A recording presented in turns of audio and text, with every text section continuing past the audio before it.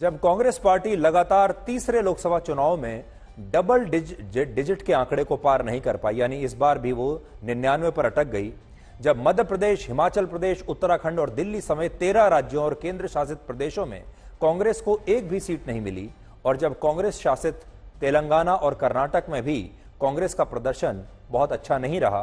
तब राहुल गांधी इस बार के नतीजों को लेकर बहुत उत्साहित हैं और वो ये बताने की कोशिश कर रहे हैं कि कांग्रेस के नेताओं की तरह देश के लोगों ने भी अब उन्हें अपना जननायक मान लिया है, स्वीकार कर लिया है। और राहुल गांधी ने कहा है कि अब वो उत्तर प्रदेश पर ध्यान देना चाहते हैं और उत्तर प्रदेश में ज्यादा से ज्यादा मेहनत करना चाहते हैं। अगली जो राजनीतिक लड़ाई है वो उत्तर प्रदेश में होगी।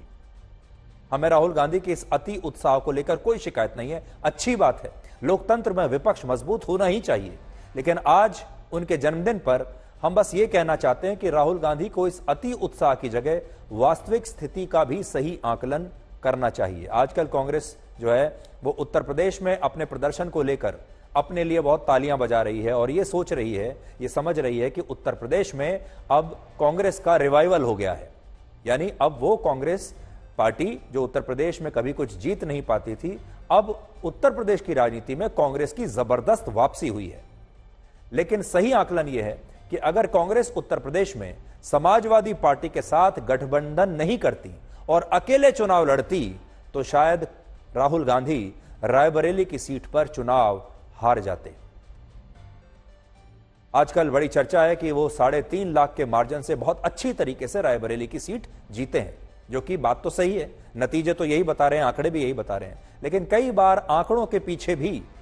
एक ब्लैक एंड व्हाइट विश्लेषण करना चाहिए।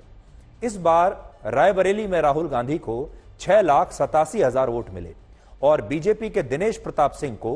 2,97,000 वोट मिले, और रायबरेली में राहुल गांधी की जीत का अंतर रहा 3,90,000 वोट का। लेकिन क्या आप जानते हैं कि राहुल गांधी को रायबरेली में आधे से ज्यादा वोट समाजवादी पार्टी के वोट बैंक से प्राप्त हुए। वर्ष 2022 में जब उत्तर प्रदेश में विधानसभा के चुनाव हुए थे, तब कांग्रेस और समाजवादी पार्टी ने अलग अलग चुनाव लड़ा था, और रायबरेली लोकसभा क्षेत्र में आने वाली 5 विधानसभा क्षेत्रों या सीटों पर समाजवादी पार्टी को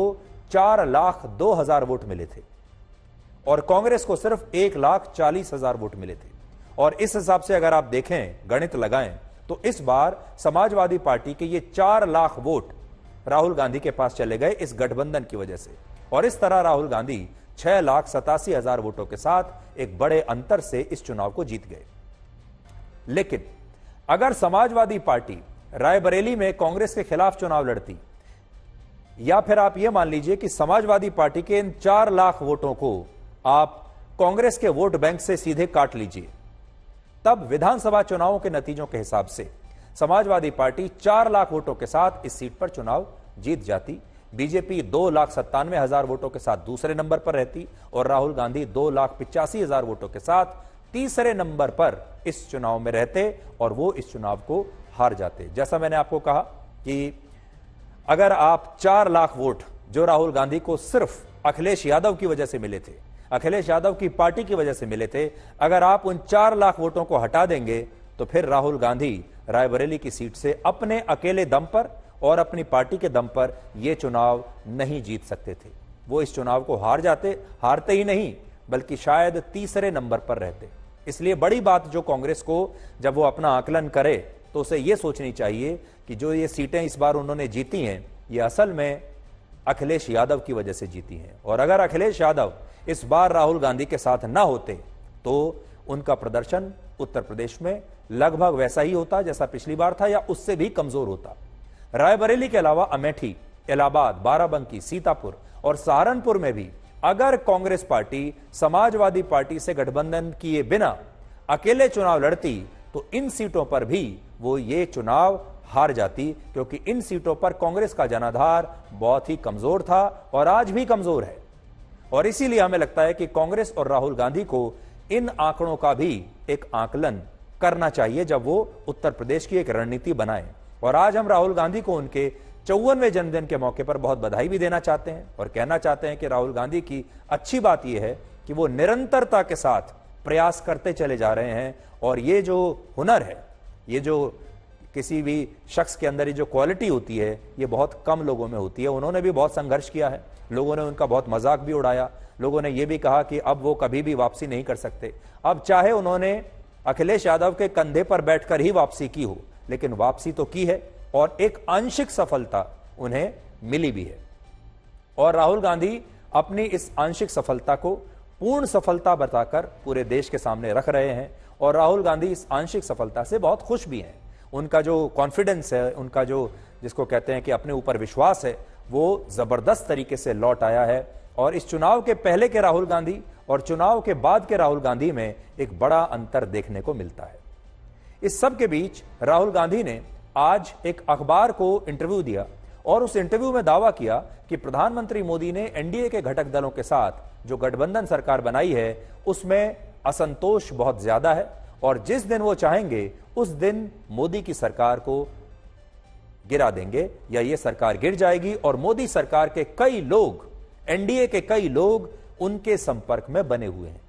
विपक्ष के इंडिया गठबंधन में कांग्रेस पार्टी को मिलाकर कुल 20 राजनीतिक दल हैं, जिनमें कुल सबके पास मिलाकर 234 सीटें हैं, 234, और विपक्ष के इंडिया गठबंधन को बहुमत के लिए अभी 38 सीटें और चाहिए। अगर विपक्षी दलों को 16 सीटों वाली चंद्रबाबू नायडू की पार्टी टीडीपी और 12 सीटों वाली नीतीश कुमार की पार्टी जेडीयू का समर्थन मिल भी जाए तो भी इंडिया गठबंधन अपनी सरकार नहीं बना पाएगा, क्योंकि ऐसी स्थिति में भी उसके पास 262 सीटें ही होंगी, जो बहुमत के 272 से पूरी 10 सीटें कम हैं। जबकि मोदी सरकार में अकेले बीजेपी के पास 240 सीटें हैं, जो पूरे विपक्ष के इंडिया गठबंधन से भी ज्यादा है। इंडिया गठबंधन में 20 पार्टियों के पास 234 सीटें हैं, जबकि बीजेपी के पास अकेले 240 है और पूरे एनडीए के पास 293 सीटें हैं, जो बहुमत से 21 सीटें ज्यादा हैं। और अगर नीतीश कुमार एनडीए को छोड़ भी दें या चंद्रबाबू नायडू एनडीए को छोड़ भी दें, तब भी मोदी सरकार अल्पमत में नहीं आएगी। और इसीलिए राहुल गांधी का दावा अभी बहुत ज्यादा मजबूत नहीं दिख रहा, लेकिन राहुल गांधी एक साइकोलॉजिकल गेम जरूर खेल रहे हैं, जिसे कहते हैं कि एक मानसिक दबाव लगातार बनाए रखो।